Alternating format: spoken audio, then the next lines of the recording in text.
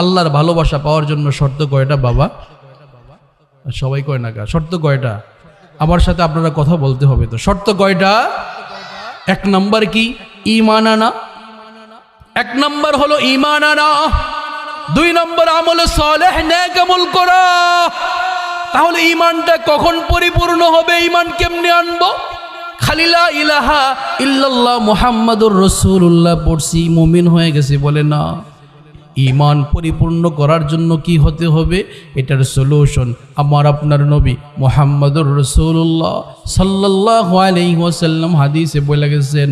আল্লাহর রাসূল বলতেছেন, যে হাদিসটা সহিহ বুখারী 15 নম্বর হাদিসে উল্লেখ রয়েছে, মুসলিম শরীফ 68 নম্বর হাদিস, আবু দাউদ শরীফ, নাসাই শরীফ 5013 নম্বর হাদিস, সুনানে ইবনে মাজাহ 78 নম্বর হাদিস, ইমামে বুখারী রাহমাতুল্লাহি আলাইহি 15 নম্বর হাদিসে উনি হাদিসটাকে যেভাবে উল্লেখ করছেন, আমি ধারাবাহিক সনদে ধারাবাহিক সূত্রে আপনাদেরকে ওইভাবেই হাদিসটা পড়া শোনাইতেছি।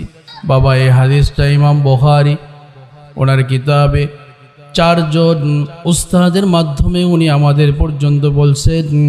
ইমামে মুহাম্মদ বিন ইসমাইল বুখারী হাদিসটা শুনছেন তার উস্তাদ আদম বিন আবি আয়াস থেকে, উনি শুনেছেন শুবা থেকে, উনি শুনেছেন বিশিষ্ট তাবিঈ আল্লামা কতাদা থেকে, কতাদা শুনেছেন আনাস বিন মালিক থেকে, আনাস বিন মালিক শুনেছেন জনাবে মুহাম্মদুর রাসূলুল্লাহ সাল্লাল্লাহু আলাইহি ওয়াসাল্লাম থেকে।